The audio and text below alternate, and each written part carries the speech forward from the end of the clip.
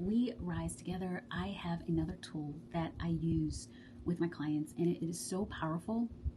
It really is, it's not really even a tool, it's just something that reminds you of who you truly are. One of the biggest things that is so important that takes the power away from oligarchy or subjugation is to remember who you truly are. When you remember who you truly are, outdated systems, anything that reduces you to appear, like anything that reduces you to less than, no longer works. It has no power over you. And so this tool is remembering that you are the creator and the creation at the same time. You are divinity. You are source energy. And so when you remember that I am God and God is within me and all around me, and that everyone around me are also the same energy, then you do not fall for, well, this person has more power over me, or this situation is a subjugation, or this situation is making me less than. You don't fall for it because you remember that nothing has power over you. You are divine. And when you tap into that inner divinity, there's nothing else that could ever overpower you or have more power than you. So when you raised your hand and decided that you were going to come into this incarnation, right, in this day, in this age, in this time, that was you as source energy, peering through you as the personality that you are to say, I cannot wait because I get to create in that moment, in that time. The person next to you is also source energy, peering through them as a different personality.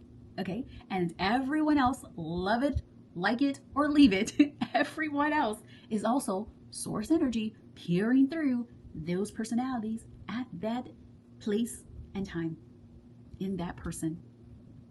And so when you remember that we are all the creator and we are all the creation, then you'll remember that no one else has any more power than you do. It doesn't matter where they are, where they sit, if they're in government or not, if they have billions of dollars or not, if they have entourages and companies and all of those things. It doesn't matter. It doesn't matter.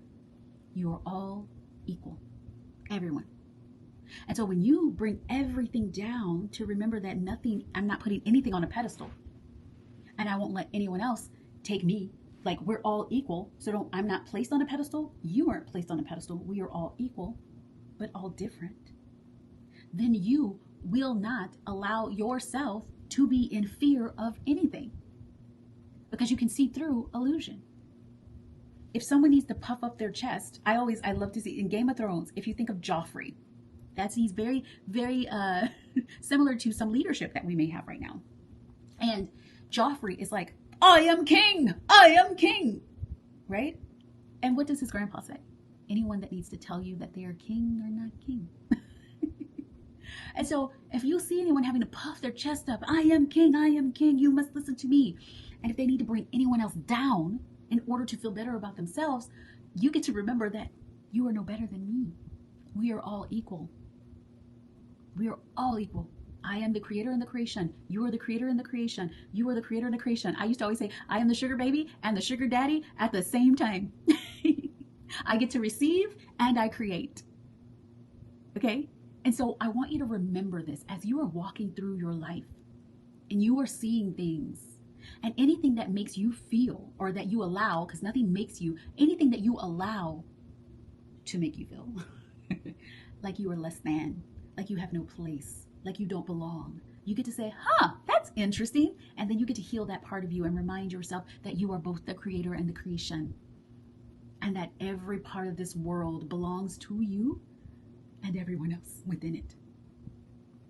And that there's no one that can create in your world anything that you haven't agreed to experience.